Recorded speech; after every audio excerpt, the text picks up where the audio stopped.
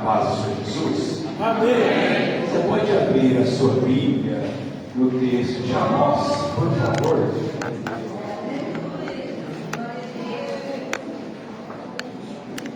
Está no texto que é o tema dessa grande festa que nós estamos reunidos.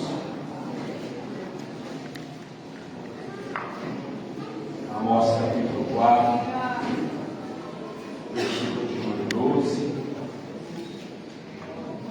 Glória a Deus, aleluia. O texto diz assim, vamos ver essa versão que está aqui, vamos ler apenas o versículo de número 12. Por isso, ainda o castigarei, ó Israel, e por que farei isso com você?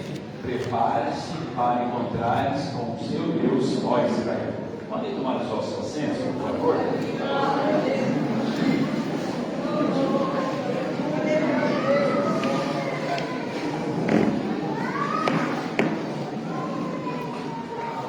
Quero louvar a Deus por estar aqui na cidade de Vianópolis, aqui na Assembleia de Deus Pentecostes na sede, conhecer pessoalmente o pastor Mika, sua esposa, a pastora Mônica, muito obrigado. Aleluia. O Gilson que entrou em contato comigo, muito obrigado, o Senhor te recompense por tudo. Eu moro em Goiânia, não é muito perto, próximo, né?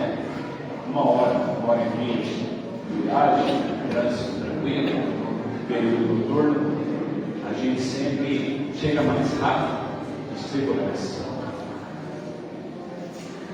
Eu queria, nesse tempo árido de comunidade, eu glorifico a Deus pela vida do pastor, pela preocupação em arder com a palavra, pela primazia que a palavra tem. A gente viaja muito e às vezes a gente vai em muito lugar. Não que a oportunidade não faça parte do culto, a oportunidade faz parte do culto, lógico. Mas é que tem alguns lugares que excedem o culto. E às vezes você chega ali, o pastor olha para você e diz: você tem 20 minutos, ou 30. E a gente às vezes viajou, pegou avião, andou de estrada de terra ou pelo mar. Eu visito muito o estado do Amazonas, né, as ilhas. E às vezes a gente vê, fica pesaroso, mas eu parabéns igreja de vocês que estão aqui por esse desafio, né, desafiar os dias atuais que nós estamos vivendo. Quando o povo de Israel saiu do Egito, eles saíram ricos, guarde isso, ricos, fruto do trabalho que eles desempenharam ao longo do tempo que eles estiveram escravos. A Bíblia vai escrever que eles saíram levando gados, ovelhas, bois, as famílias já haviam se multiplicado, isso é riqueza. Haviam conquistado servos, isso é riqueza. E a Bíblia fala que mesmo eles tendo, mesmo eles tendo animais para que eles pudessem sacrificar ou matar, para que eles pudessem alimentar, a Bíblia fala que todos os dias Deus descia o maná. O único dia que Deus não vinha era no sábado, porque na sexta-feira Deus vinha e dava porção dobrada para a sexta e para o sábado. Notem isso. Todos os dias Deus vinha e trazia o maná. Mesmo eles tendo os animais para matar e se alimentar, mesmo eles tendo ovelhas para matar, carneiros para matar e se alimentar. A Bíblia fala que todos os dias Deus trazia o maná. Para o homem, o maná é uma provisão. É claro, né? Eu e você concordamos que o maná é uma provisão. Então, todas as vezes que o homem amanhecia, a primeira coisa que ele imaginava era o que iria se alimentar. Israel acordava e dizia: o que vamos alimentar hoje? Deus respondia, trazia o maná. Então, na ótica do homem, o maná era uma provisão. Mas para Deus, o maná era relacionamento. Deus poderia muito bem trazer o maná todas as segundas-feiras e durar a semana. O maná era uma ferramenta para que o homem tivesse não só a comida, mas tivesse a presença, assim como não é Deus. A Bíblia fala que todos os dias Deus, na viração do dia, Deus descia para falar com o homem. Mesmo após o ato infracionário, transgressor, pecaminoso de Adão, a Bíblia fala que Deus permaneceu fiel àquilo que ele faria. Interessante que, se alguém pegasse além daquilo que era o necessário do maná, a Bíblia vai descrever que o maná se colorava. Então imagine que na sua casa você, mais 3 pessoas, seu esposo, sua esposa, 2 filhos. Então se você pegasse acima da quantidade que era permitida, você podia olhar durante a noite que o maná embolorava e apodrecia. Isso nos ensina muita coisa. Não adiantava eu acumular e esquecer do relacionamento que Deus queria ter comigo. Não adiantava eu pôr nos bolsos os docinhos, eu vou falar disso logo agora, e deixar pessoas sem. Mas o que me chama a atenção é como Deus olha as coisas diferentes de como nós olhamos. Geralmente, nós olhamos as coisas como apenas para sermos abençoados, nos esquecendo daquele que é o nosso abençoador.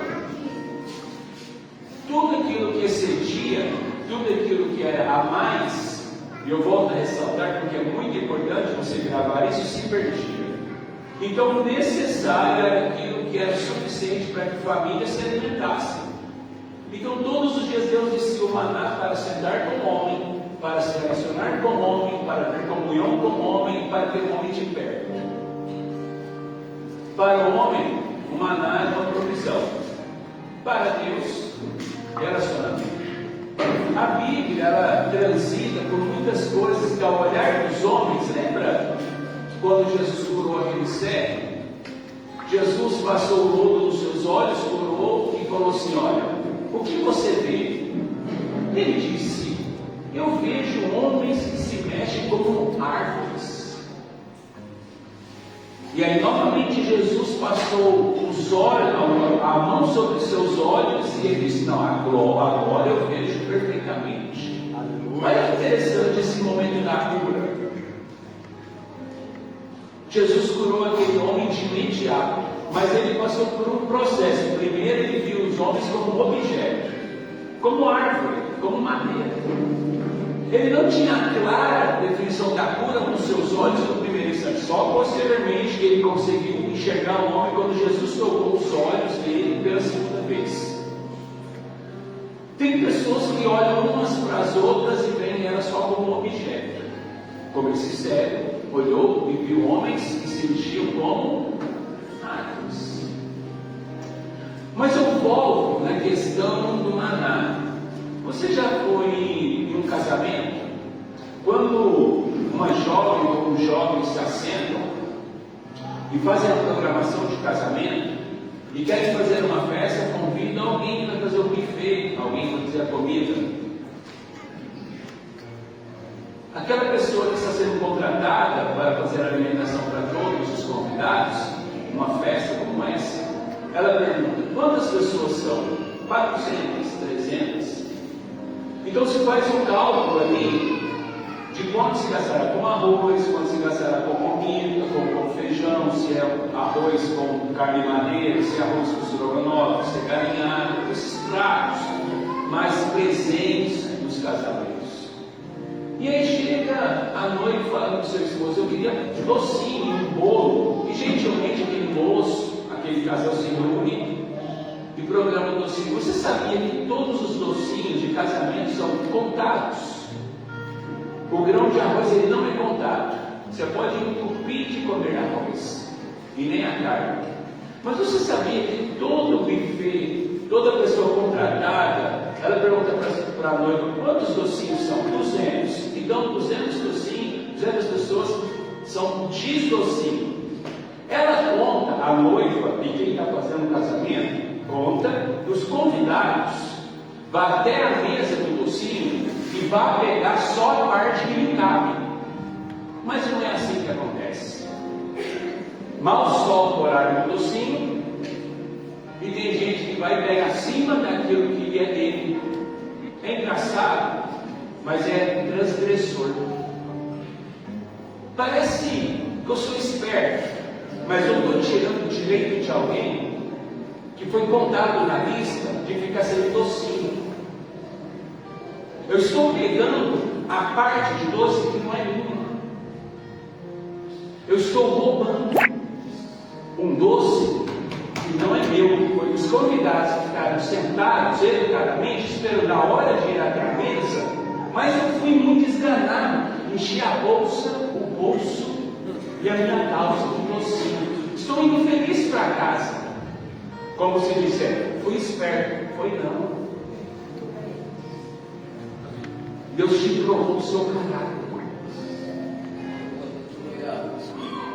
Através do docinho, Ele revelou quem é Israel. Através da ganância, Ele revelou como comportamos em um lugar onde as pessoas estão nos olhando para testemunharmos Cristo.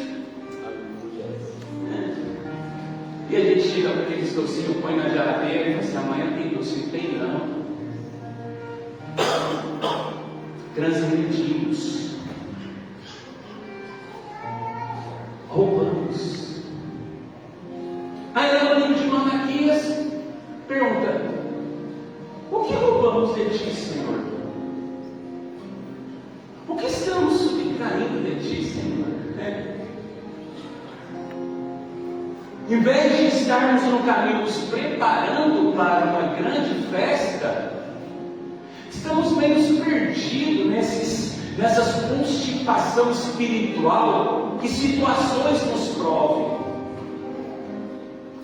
É igual quando aquela pessoa chega para mim para buscar conselho para aquisição de algo, e já que é uma conversão e não é festa, e o papel e o propósito de uma conversão é um, e o papel e o propósito de festa é outro. Estamos aqui reunidos como pessoas sensatas e maduras na convenção da Assembleia dos Pentecostal sede, para sermos forjados, para alinharmos com o Espírito Santo.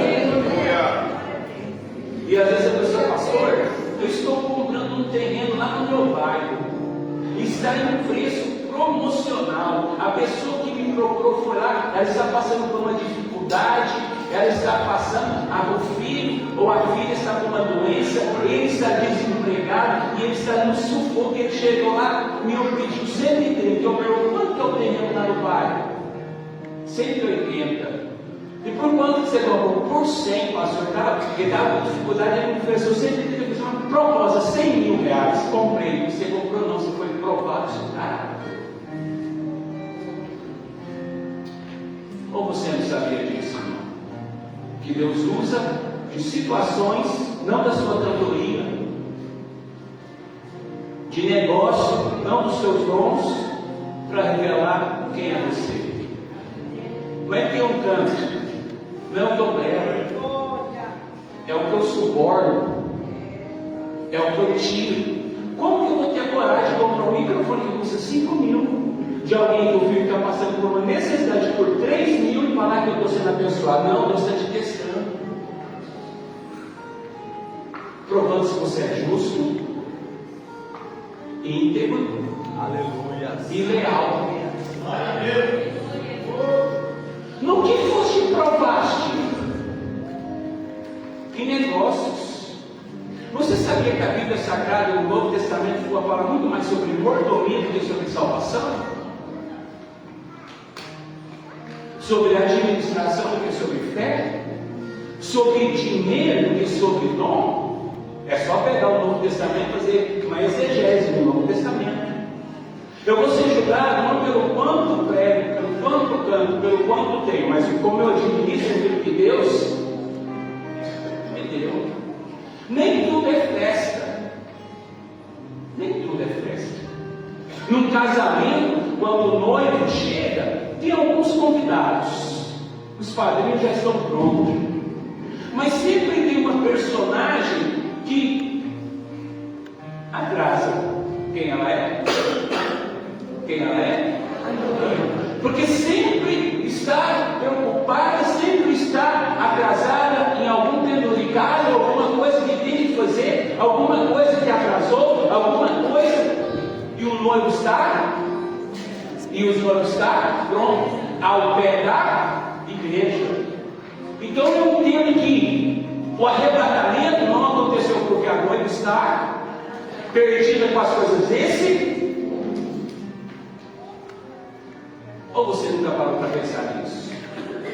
Ou você nunca sentou e analisou por que ela foi lá atrás? Se o noivo marcou horário, se o padrinho marcou horário, se a comida está pronta, se a igreja está adornada, o que está faltando? O céu está adornado, os 24 anciãos estão prontos, os 4 seres viventes estão prontos, o céu está preparado, as casas estão construídas, com Jesus ao lado do Pai. E quem está atrasado? Responde. Em que você está atrasado? Qual que é o tema da festa? Mas estamos preparando? Por que insistimos em atrasar? Por que insistimos em pegar docinhos? E isso vai te confrontar. Porque se você faz maus negócios, imaginando que você está sendo beneficiado por Deus, lá na frente Deus vai te esperar com uma caderneta, com uma caneta e uma calculadora para te cobrar cada centavo tirado ilegitimamente de alguém. Glória a Deus. E é duro sofrer danos na mão de Deus. Em que você tem se preparado? Eu te pergunto. Eu tive uma casa minha que foi inundada 2 anos atrás. 2 anos atrás, a casa que eu morava em Goiânia foi inundada. Perdi tudo. A igreja onde eu congrego no Ministério de Campinas, na sede, trabalho diretamente com o Bispo Ides. Alguns irmãos se mobilizaram. Quando eu vi, o Estado do Oeste mobilizou. Quando eu vi o Brasil, eu recebendo pedido, recebendo pessoas querendo me ajudar de todos os âmbitos. 9 anos que eu morava em Goiânia, coisas que eu havia conquistado, você foi. De 24 horas, quando eu abri a minha conta bancária, eu nunca tinha visto tantos PIX simultaneamente sendo recebidos. Eu fiz um vídeo na igreja pedindo para que as pessoas parassem, porque o dinheiro que haviam me enviado dava para me comprar novamente minha cama, meu sofá, meus guarda-roupa e meus móveis. Alguém perto de mim disse assim para mim: você é muito tolo em ter impedido as pessoas de te abençoarem.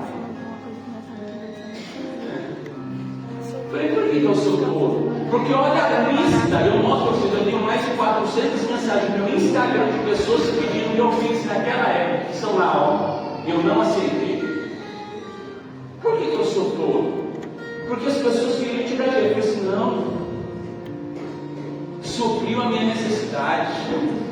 Eu não posso usar todo o óleo do azeite e amanhã, na hora de passar uma necessidade, não ter vasilhas de vizinhos que possam me ajudar. Agora vocês vão olhar para isso. O óleo da botija se acabou? Não, o que acabou? O que acabou?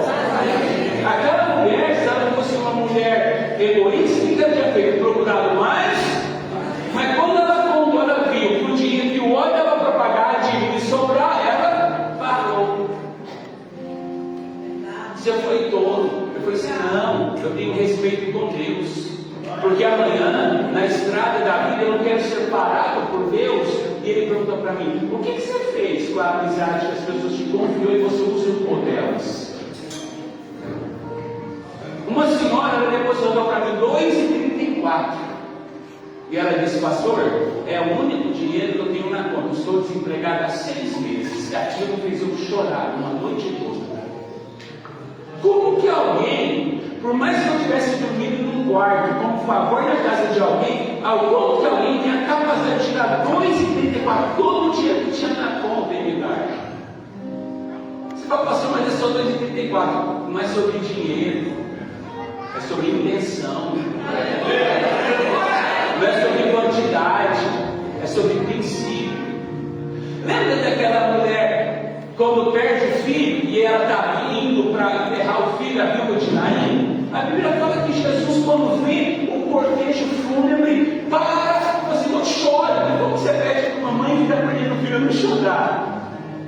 Toca o esquife, o menino ressuscita e entrega o menino vivo para a mãe. Mas o texto diz: e movido de íntima, quem se compadece no velório? Uma mãe que já tinha perdido o marido e agora estava perdendo o filho. Jesus se compadeceu e deu o meu filho para a mãe, vivo. Então voltou para essa. Mas aí a Bíblia vai falar que Jesus está sentado no templo, olhando as pessoas ofertarem. Daqui a pouco entra lá na porta uma senhorinha com 20 reais no bolso. A Bíblia fala que ela vem e pega o dinheiro e coloca no gasofilácio e vai embora. Interessante, as duas eram viúvas. As duas eram o quê? As duas eram o quê? Viúvas. Aí a mulher que perdeu o filho, Jesus usou de misericórdia, sim ou não? E deu o menino vivo. Mas agora, aquela mulher que estava entrando na igreja, ela não tinha mais nenhum dinheiro, era o único dinheiro do mês, ela não tinha o que comer, ela não tinha como pagar a luz. Por que Jesus não impediu ela de ofertar qualquer bem? Na metade, leva metade para casa. É a lógica. Imagina você sabendo que uma mulher que está entrando nessa igreja tem 10 reais no bolso, ela não tem o que comer, não tem nem o que comer amanhã. Você vai dizer, irmã, peraí, por que Jesus não impediu e não agiu? Escute, por que Jesus não agiu de íntima compaixão para a viúva do dinheiro e agiu com íntima compaixão para a viúva de Naim? Sabe por quê? Porque para doença, enfermidade, para morte, para problema emocional, para manifestação de demônio, a palavra, o que há, o que resolve? A palavra. Para doença, para enfermidade, para morte, para doenças emocionais, para demônios que manifestam, o que a gente usa? A palavra. Mas para problema financeiro, não adianta você orar. Para problema financeiro é a semente. Escute, é por isso que Jesus usa de íntima compaixão para a morte, mas não usa de íntima compaixão para o problema financeiro. Porque não adianta você dar 7 voltas na torre no problema financeiro se não tiver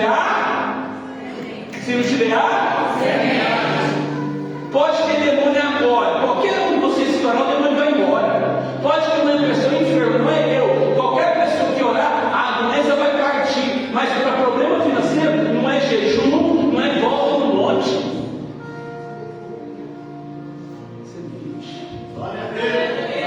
Isso nos ofende. Sabe por que nos ofende? Porque queremos espiritualizar a colheita. Pede para o agricultor orar pelo campo sem semear. O que ele vai colher? Pede para o agricultor arar, preparar a terra, chorar, correr na terra, dia de novo, o mês todo, formando a semente. Vai contra a natureza. Então é por isso que Jesus, com a morte, ele lida com a palavra. Mas com o problema daquela mulher, ele espera atitude. Então aquela mulher que depositou 2,36 estava desempregada, eu chorei. Porque não tinha como eu devolver a ela 2,36. Porque eu sabia que o problema dela não era o dinheiro que eu devolvesse, era a semente que ela tivesse investido. Escute, eu não poderia devolver 50 em consideração do que ela fez, porque não é comigo.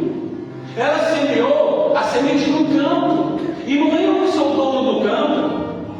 3 semanas depois eu recebi uma mensagem dela no Instagram: pastor, um grito no Instagram. Sabe o que é grito no Instagram? Quando a pessoa está assim: pastor, Fazia 3 anos que eu estava com um problema judicial de uma causa trabalhista, de uma empresa que trabalhei e que eles abusaram de mim nos horários. A causa saiu e o advogado mandou para mim o valor da causa. A causa que eu recebi é R$14.002,36.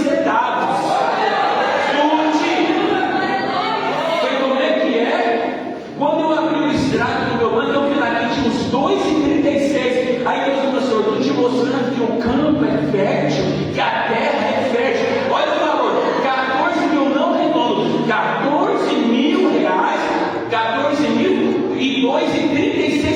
Deus, o Senhor é maluco. Só que isso nos compromete. Porque se o coração endurecido, ele quer ir lá na festa do docinho e pegar todos os docinhos e colocar no bolso e deixar os meus irmãos sem. Eu quero pegar uma coisa mais barata que todo mundo e falar que eu sou abençoado. Sabe por que o povo cai no golpe do OLX? Porque ele não conta para ninguém que ele está comprando um carro, um automóvel, um celular muito mais barato. Ele só vai comprar depois que ele comprar, porque ele quer passar por esperto. Mas na hora que ele não quer, eu não golpe. Pastor, cai no golpe. Não buscou conselho antes, não buscou orientação. Aí cai, aí quer o socorro. Como socorro? Como que socorre uma pessoa que, obstinada pela aquisição mais barata, não te buscou com medo de você encontrar na frente dele? Ou vocês acham que acontece toda hora?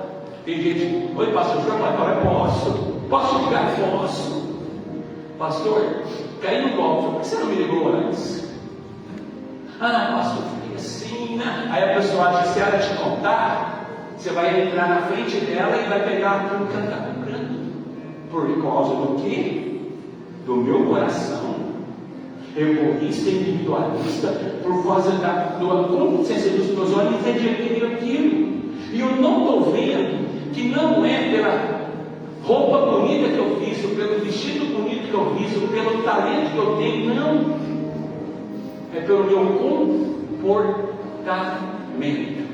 Aleluia! O que é se preparar? Viu o que é se preparar? 3 semanas atrás eu estava indo para uma escola de obreiro no Pará, na cidade de Ananindeua. Eu procurava te beber.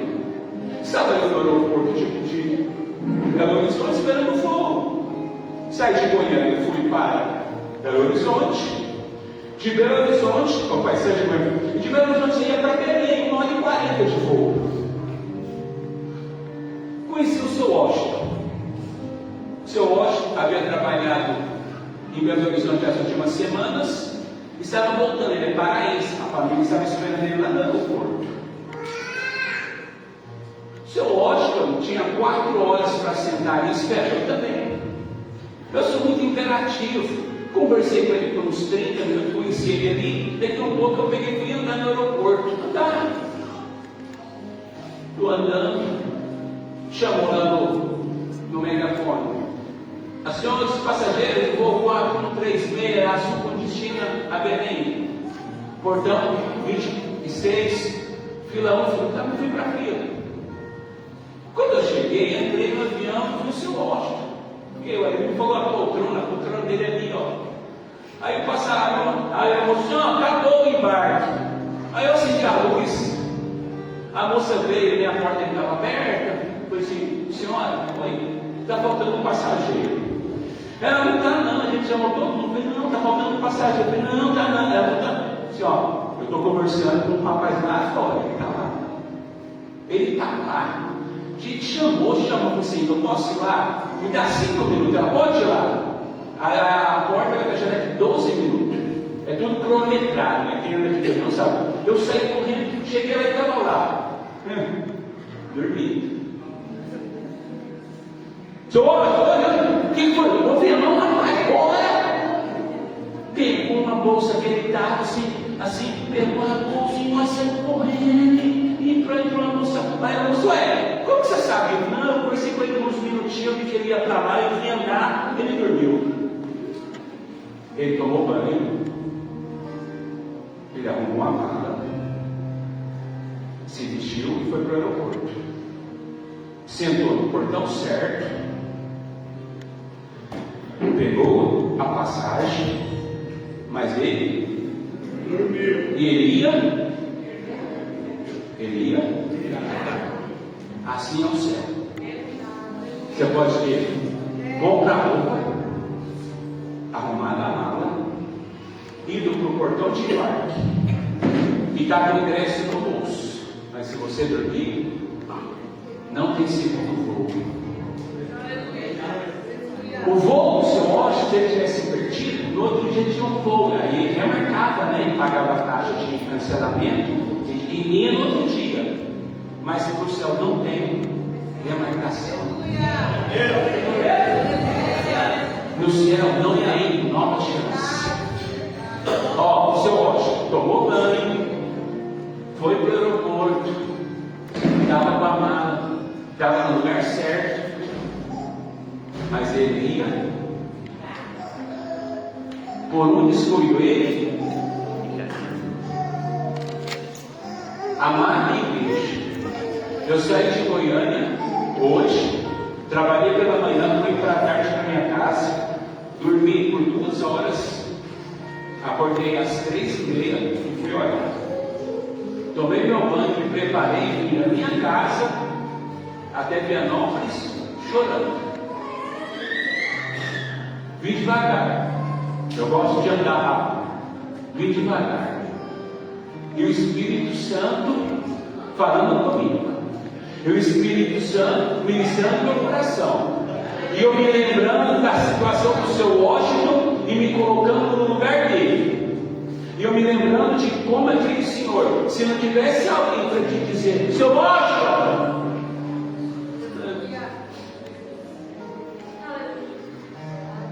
eu não sei aonde você está embaraçado. Eu não sei se você acostumou demais a pegar docinho de sobra. Eu não sei se você gosta de ganhar em negócios. Eu não sei se você adormeceu em alguma área da sua vida. Eu não sei aonde é que você permitiu que algo em você adormecesse. Mas eu posso te garantir, Bíblia te garantir algo. O céu, ele é real. Querendo você ou não, jovem, criança, adulto, homem, obreiro, cantor, pregador, diácono, o céu é real. A Bíblia fala que os anjos chegaram para lá e falaram assim, ó, toma tua família, teus filhos, tuas filhas, seus genros, tuas noras, tua esposa e corre. Ló foi lá, os genros de Ló que iam casar com as suas filhas estão lá na casa. Falou assim, olha, Sodoma vai ser destruída, Gomorra vai ser destruída, vamos embora. Aí a Bíblia fala que os genros de Ló zombaram dele. Então Ló deixou eles para trás, foi lá nas suas filhas e na sua esposa, disse, ó, vamos embora. A Bíblia fala que quando ele estava amanhecendo, o anjo pegou na mão de Ló, levou ele até na porta da cidade e disse para Ló, corre e não olhe. A Bíblia fala que Ló correu, a esposa correu, as 2 filhas correu, os 2 candidatos apaixonados pelas suas filhas. Começou a descer do céu o juízo. A Bíblia fala que Ló foi atendido pela sua angústia, por seu homem íntegro, por seu homem justo. Deus poupou ele. Num dado momento, a sua esposa parou no meio do caminho e olhou para trás. Aí eu pergunto para você: qual de vocês, maridos que estão aqui nessa noite, em sã consciência, se soubesse que a sua esposa tinha caído num rio e tivesse afogado, não pularia para salvá-la, ou estivesse numa casa que tivesse começado um incêndio, não entraria para tirá-la, ou soubesse que a sua esposa está em um acidente, não correria para ajudá-la. Por que Ló? Olha o que Olha o que a Bíblia fala sobre Ló: justo, íntegro. Por que Ló, sendo um homem justo, que amava suas filhas, que amava sua esposa, não parou para buscar a sua esposa? Por que Ló não tomou ela nas mãos, assim como os anjos tomaram ele na mão? Porque a integridade e a justiça de um homem de caráter está em amar sua esposa como Cristo amou a igreja. Está em um homem cuidar da sua esposa como Cristo cuidou da igreja. Está em um homem ser provedor da sua esposa como Cristo proveu a igreja. Mas por que Ló não parou e ajudou sua esposa? Sabe por que não? Vou explicar biblicamente. Porque todos estavam no mesmo lugar. Estavam onde? Ouviram a mesma mensagem. Ouviram o que? A mesma? Mas tomaram decisões. Então eu não tenho vaidade de toda a igreja, que eu vou todo mundo me atender. Olha para mim. Eu não tenho vaidade de ir na igreja e todo mundo ouvir a palavra e atendê-la. Os genros zombaram, a esposa parou, logo correu. Por que ele não parou para ajudar a esposa? Porque todos estavam no mesmo, ouviram a mesma, mas tomaram decisões diferentes, caminham para destinos diferentes. É injusto da parte de Deus aquela pessoa que está caminhando comigo chegar no mesmo lugar que eu cheguei, sendo que ao longo do caminho ela tomou decisão diferente. Deus, Ele não pratica a injustiça, muito pelo contrário, Ele é justo. Seria muito incoerente da parte de Deus dar a salvação àquele que está obedecendo a lei e dar a salvação àquele que está roubando do cima mais. É injusto. Não ache você que pela muita misericórdia de Deus eu vou ser absolvido de alguma coisa. Não ache você que porque você não ganha, você será brando. Não ache você jovem que está aqui, por você ser muito novo, que Deus não vai te punir. Se engana aquele homem, aquela mulher que acha isso. Lembra no livro de Esdras? A Bíblia fala que no livro de Esdras, reuniu todo o povo. E estava lá menino, criança, adolescente, jovem, idoso, sacerdote, ajoelhado, pedindo perdão. Como que eu me preparo? Explico para caminhar para o final. Primeiro ato de preparação: arrependimento. Aleluia. E tendo, a Bíblia fala assim, eu já vou lá no final da parábola do filho pródigo. E tendo caído em si, se lembrou de tudo que tinha na casa do pai, e disse dentro dele: voltarei e direi para meu pai, pequei como o céu contra ti, já não sou digno de ser chamado como teu filho, me chame como os teus servos. E tendo levantado, voltou. Sabe qual é a diferença de remorso e arrependimento? O remorso te faz pensar, te faz chorar, te faz condoer o pecado, mas não te faz mudar. Você lembra? Você entristece, você se condói, mas você não se arrepende. Tendo levantado a atitude de quem quer mudar, e tendo voltado a atitude de quem está se preparando, quando chegou na casa do pai, sabe o que diz a lei de Moisés? Que todo filho beberrão, todo filho costumais, todo filho desobediente aos pais, que envergonhasse o nome do pai, o pai deveria pegar na mão dele, levar ele à porta da cidade e apedrejá-lo. A própria Bíblia diz que todo filho costumais, beberrão, que envergonha o nome do pai, desobediente, devia ser pego na mão, devia ser pego pela mão pelo pai, levado para a porta da cidade, para que os homens apedrejassem eles, para que a vergonha saísse. Tanto que o irmão mais velho usa a lei contra ele. Este teu filho, mede com as meretrizes costumais, sai para gastar o seu dinheiro, rebelde,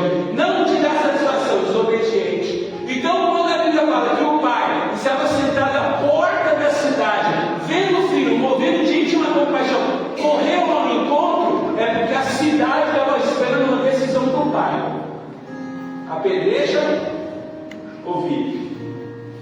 Então, quando ele vai ao encontro do filho, era porque os homens daquela cidade já estavam esperando o pai na lei.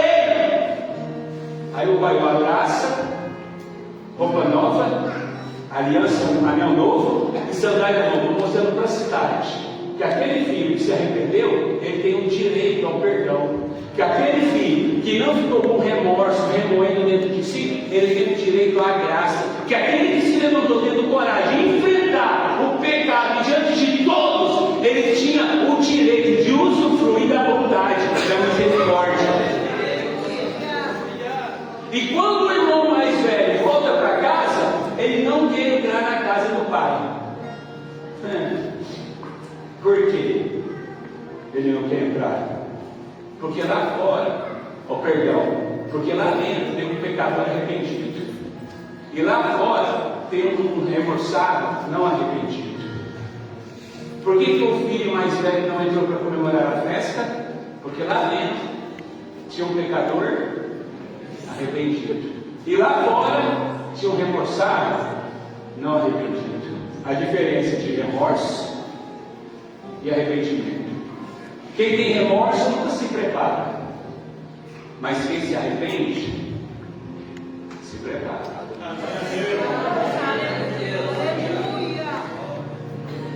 Se expor não é vergonha. Vergonha é dormir com o pecado. Se expor não é vergonhoso. Vergonhoso é todos os dias dormir com a lepra do pecado.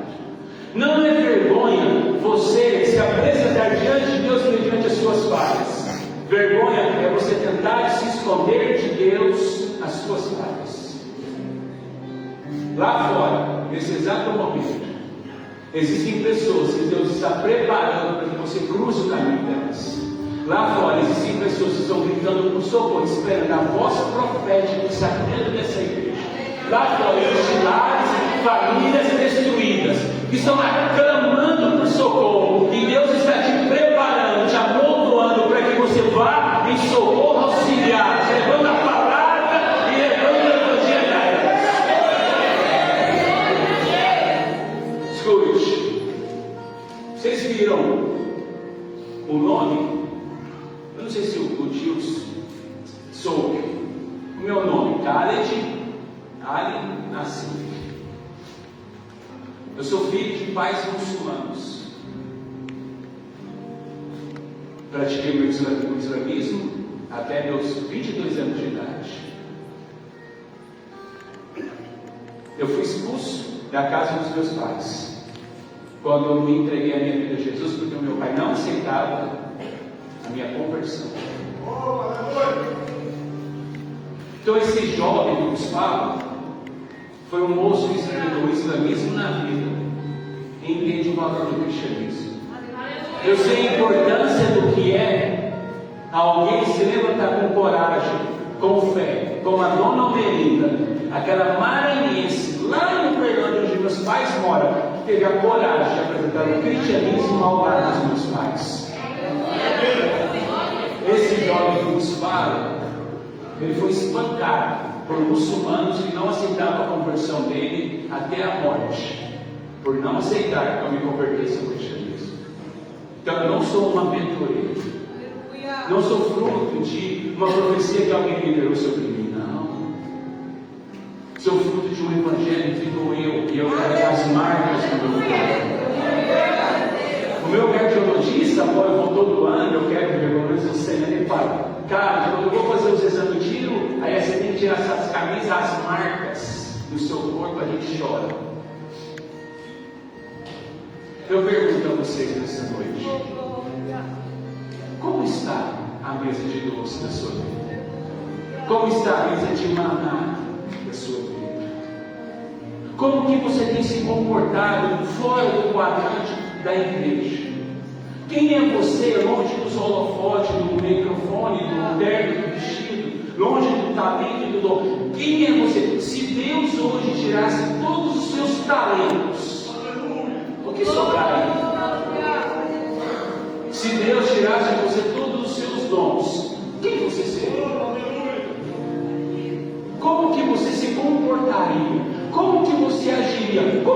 você oraria? Como você adoraria? Eu faço essa pergunta para mim todos os dias. Quando eu estou naquela auto-reflexão, não é isso que Paulo fala? Faça um auto-exame. Não que ele fala sobre toda a mesa da ceia está preparada, faça um auto. Não é alguém examinar como o médico examina, é eu examinar. Será que eu estou honrando as pessoas? Eu morei por 9 meses em um quarto, depois da enchente, num colchão. Calado. As pessoas, o recurso que as pessoas haviam mandado estava quieto no banco, então eu não tinha coragem de mexer naquele dia. Fui na cidade de Itaperai pregar. Na hora que eu terminei a pregação lá na cidade de Itaperai, uma família me procurou, uma família de fazenda. Você olhava para eles assim, eu tenho uma família diferente. Ô pastor, opa! Eu queria conversar com o senhor, eu estou aqui. Onde o senhor está morando? Eu estou no quarto, lá em Goiânia, um quarto abençoado, grande. O que o senhor tem lá? Não, tem um colchão e um lustre. Lustre? É, abajur. E um copo de água. Um favor que eu fui morar na casa de um irmão que tinha um apartamento. Pastor, nós queríamos propor ao senhor. Estou aqui. O senhor gosta de apartamento? Sim, eu gosto de lar, né? Se o lar for um apartamento numa casa, uma kitnet, é um lar, né? Então, quando o senhor chegar em Goiânia, o senhor pode procurar o apartamento que o senhor quer morar. Preocupa com o preço, não. Eu nunca me preocupo com o preço. Eu conto até o dinheiro da bala que eu compro, eu vou contar. Não. Vamos pagar para o senhor até o resto da sua vida. Mano, eu estou descansado. O senhor fazer a obra, o senhor continuar viajando e como é que é?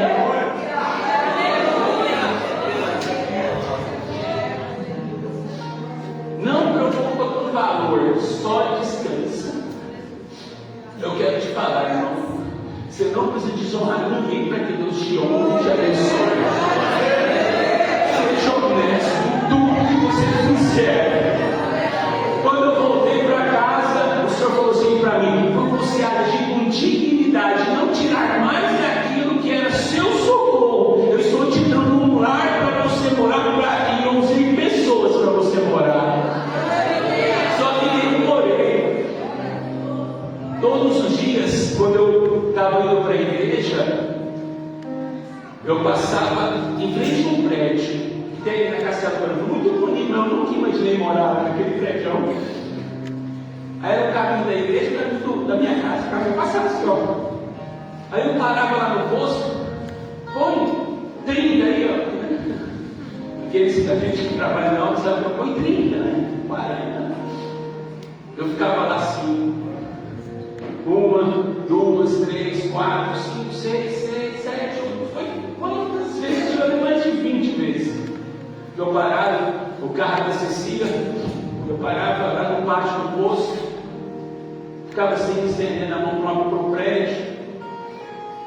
Aí o frente disse um dia assim para mim: moça, toda vez que você para aqui, você abastece, você tira o carro daqui, você fica assim, ó. Eu não estou entendendo, você está vendo alguém lá? Eu disse: não é que eu quero morar nesse prédio. Eu vou, como é que é? Não, eu quero morar ali, é um prédio bonito. A minha igreja é ali, ó, é pertinho. Eu vou gastar nem combustível direito, 2,8 quilômetros. Você está comprando, não tem nem dinheiro para comprar uma cama. Onde eu moro hoje?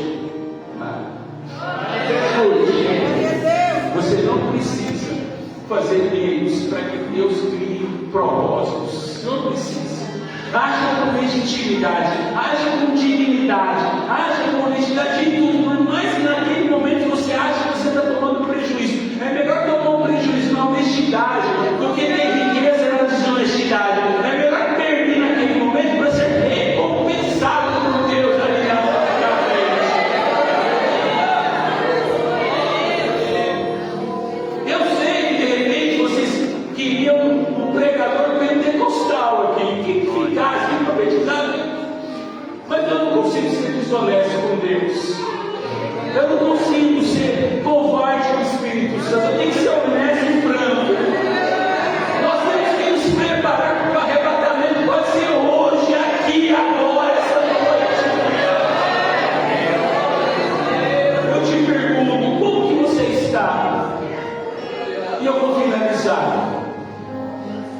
3 anos atrás, ou mais, 4 anos, o presidente da República, na gestão anterior, ele foi lá na igreja. Escute isso, eu não sou político, pelo amor de Deus, eu não sou nem situações. E para você entrar no governo do presidente, no lugar, você tem que ser revistado, você tem que dar o seu nome para você entrar, você passa pelo detector legal. Então você tinha que dar o nome na quinta-feira você mandava o seu nome para Brasília, lá em Brasília aprovava o seu nome, aí você tinha os recibos no SMS, ó, você vai poder ir onde é o presidente, assim com todos os presidentes, todos. E eu recebi um SMS, o seu nome foi aprovado, você pode ir. Aí eu fui lá, era no sábado, eu cheguei 7 horas da manhã, a fila estava dando voltas no quarteirão. Era fila única, era fila o quê? Única. Então tinha senhor de idade, tinha pastor presidente, tinha diácono, tinha rico, tinha pobre, tinha baiano, tinha árabe, tinha paulista, tinha goiano, tinha maranhense, tinha sulista, tudo na fila. Então não tinha preferência, a fila era única. E a fila demorou, irmãos, mas demorou, que era dizer, você chegava lá, tinha um rapaz sentado lá na mesa do exército, seu nome, pode entrar. Seu nome, pode entrar. Seu nome não está aqui não, vai embora. Não, mas eu tenho o presidente, seu nome não está aqui, você não vai entrar. Aí quando eu fui chegando, assim, ó, na mesa, naquela fila, senhor de idade, eu vi pastor presidente, diário, tudo na fila, a fila era única. Aí tinha um rapaz muito bonito na frente, aí o rapaz falou, ó, seu nome não está aqui não. Aí eu falei assim, rapaz, você sabe com quem você está falando? O moço do exército, todo educado, assim, ó, senhor, seu nome não está aqui, o senhor não pode entrar. Eu tenho dinheiro para comprar esse quarteirão. Aí, pô, você pode comprar depois do evento, mas o senhor não está aqui, o senhor não pode entrar. Foi embora enfurecido, batendo pé. Aí tinha outras pessoas que estavam indo embora e estavam tristes. Mas quem estava entrando estava feliz, queria entrar no evento. Tinha uma fila de pessoas que estavam indo, mas tinha outra fila de pessoas que estavam tristes. Deixa eu perguntar um negócio para você. Eu vou até pedir para o irmão descansar os dedos. Isso, pode. Em qual fila você está? Olha para mim. Muito obrigado. Em qual fila?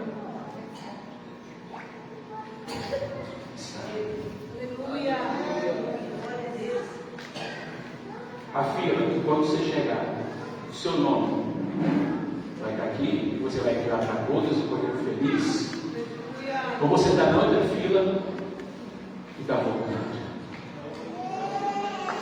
A alegria de quem estava entrando era clara no rosto, por causa do evento.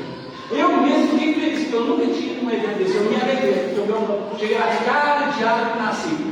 Mas semana isso é diferente, é? Ó, o nome do senhor está aqui, assina aqui. Sua identidade, você CNH. Aí você chega lá no detector de metal, passa e tem três rapazes de terno. Vamos, pode entrar. Mas aí lá fora tinha uma fila de gente triste. Outro lugar estava fortificado. Não tinha como você passar pela janela. Não tinha como você driblar a segurança. Era impossível. Aí tinha aqueles corrimão de metal que separa aquelas barreiras, que separa pessoas quando vai em evento. E eu quero terminar. Falei para o pastor, uma hora, eu vou respeitar. Escute, olha, qual fila que você está? Seja honesto com você. Você não está sendo honesto com o louvor. Você não está sendo honesto com o seu classe amigo. Você está sendo honesto não com o seu marido. Sabe por quê? Porque Jesus diz lá em Lucas 17:32: lembrai-vos da mulher de Ló. Lembrai-vos da mulher de Ló. Estarão dois dormindo, um subirá no outro. Estarão dois trabalhando no campo, um subirá e o outro. Estará duas moendo, uma subirá e a outra. Aquele que tiver no telhado não desça para que busque as suas vasilhas. Escute, As pessoas diziam para minha mãe: não adianta orar pelo seu marido, seu marido não se converte. Minha mãe muçulmana, ofendida, sempre pelo meu pai, porque ela se converteu, depois eu e meu pai não se converteu, ela sempre era ofendida. As pessoas diziam: não adianta. Está lá em Uberlândia, meu pai, eles moram em Uberlândia, perto daqui, né? Minha mãe, meu pai, convertidos ao Senhor. A oração da minha mãe proporcionou graça ao meu pai. Escute, da oração da minha mãe até o céu, a decisão de quem? Do meu pai. Oração, eu queria terminar falando dos jovens. Eu vou muito no congresso de jovens. Jovens, filhos de cristão. A oração do seu pai e da sua mãe não te salva. Desculpa, isso. Ninguém vai no céu na água de alguém. Ninguém vai no céu levando alguém. Se você não se arrepender, se você não confessar seus pecados, se você não abandonar a prostituição, se você não abandonar esse mundaréu, não vai ter jeito. Oração de vó não leva ninguém para o céu. Porque a decisão é pessoal. É única. É por isso que Jesus fala: estarão dois dormindo na mesma cama, um subirá. Em qual fila que você está? Lembre-se, o casamento está marcado com horário, convidados, padrinhos escolhidos. O noivo está pronto, mas a noiva está. Eu queria que você levasse essa reflexão para a sua casa. Eu queria que, com a permissão do pastor, você ficasse de pé nesse momento. Pode ficar de pé, por favor?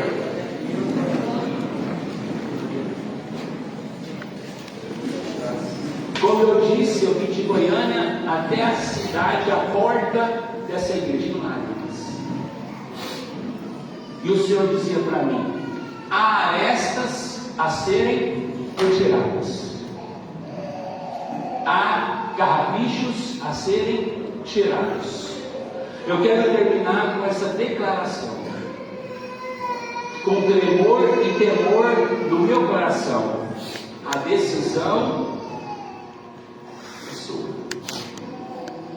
é minha. A decisão é muito pessoal. Aleluia.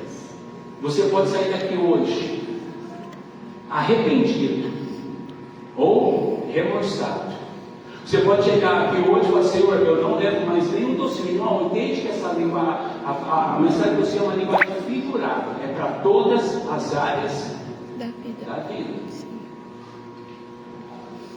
Eu me lembro que lá no Piauí, na convenção das Assembleias de Madureira, subiu um vereador, discursou, falou, terminou, foi todo mundo para a fila do almoço. A fila era única, só de uma pessoa, assim, única. Aí alguém lá, senhor vereador, vem cá, vem aqui na minha frente. Aí ele passou por idoso, mulher grávida, e criança foi lá na frente. E aí a fila enorme, ele estava lá atrás, pertinho, sentado comigo, igual eu e o meu irmão aqui, estava pertinho. Ele, não, estou indo aí, estou com fome. Aí,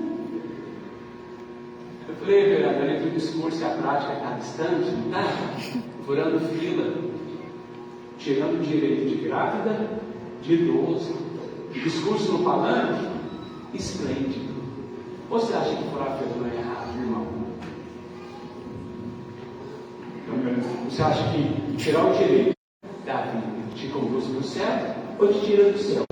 Deus, práticas da vida, te coloca ou te tira? Dons, no final desce? Deus. Faça essa auto-reflexão. Pense. Calcule. Risque do que você não pode mais praticar. Como eu disse, nós estamos numa convenção. Quando a convenção, nós tivemos a convenção lá mês passado, lá na nossa sede de Madureira, e irmão, o que é aquilo? Eu não queria sair de dentro. 2 horas e meia, 3 horas, palavra. Eu falei: Deus do céu, como eu tenho que melhorar? Curva sua cabeça, Senhor. Oh, Pai, como nós temos que fazer uma auto-reflexão sobre tudo. Como é necessário, Pai, momentos como esse, onde o Senhor nos separa, onde o Senhor coloca nós, Pai, sentados para te ouvir. Pai, aquilo que o Senhor tinha para falar, eu encerro agora, o que passar dentro do homem. Tudo que o Senhor colocou no meu coração, eu disse. Se eu falar um minuto a mais, eu estarei falando coisa nenhuma disso. Conduza-nos, Senhor. Prepara-nos, Senhor, ó Israel, para te encontrar. Nos mostre onde estamos atrasados. Nos mostre onde estamos presos. Nos mostre, Senhor, o que temos feito e praticado, Pai. Senhor, não é pelo talento, não é pelos dons, é pela prática, é pela integridade, é pela palavra de verdade nos lábios, é pela honestidade um com o outro, é o sim, sim, não, não, é pela verdade que ajudamos, que praticamos, é pela motivação, Pai. A começar de mim, que fiz uso desse microfone nessa noite tão especial aqui em Pianópolis. O Senhor veio falando comigo desde Goiânia até aqui, Pai. O Senhor veio falando, é que retirarei as arestas, mas ninguém pode ter as arestas retiradas se não se colocar diante de Ti, Pai. Que a começar de mim, Pai, se há algo, Pai, aqui estou eu, Pai. Eu quero melhorar, eu quero sair daqui melhor, eu quero sair daqui, Pai, já apto para entrar no céu. Eu quero sair daqui, Pai, que a trombeta soar, Pai, eu terei o privilégio de ter o meu nome lido, Pai. Eu não quero deixar para amanhã a minha salvação, eu não quero deixar para o mês que vem a minha salvação, não, Pai, é necessário hoje. Eu não quero pensar sobre ela, eu quero viver ela, eu não quero analisar ela, eu quero tomar posse dela, Pai. Eu não quero ter dúvidas dela, eu quero ter certeza dela, que se na segunda, na terça, na madrugada, na manhã, em junho, dezembro, a trombeta soar, o Senhor chamar, nós queremos estar aqui prontos, Pai. Essa igreja tem um papel fundamental nas cidades de onde ela vem, mas o principal papel dela, Pai, é vivenciar as bodas do Cordeiro contigo, Pai. Oh, nos guarde-nos. Eu sei que amanhã pela noite, esse lugar será tomado novamente pela Tua glória, será totalmente tomado pela Sua graça. Mas eu sou aquele, Pai, que batiza com água, mas virá após mim aquele que batizará com fogo. E quem sabe amanhã de amanhã, noite de amanhã, não vem o Teu fogo, Pai Todo-Poderoso. Continue nos guardando, Pai, nos dando graça, Pai, sobre as nossas adversidades, em nome de Jesus. Amém? Amém. Deus abençoe, foi uma honra estar nessa conversão com vocês, viu, meus irmãos? Obrigado, viu?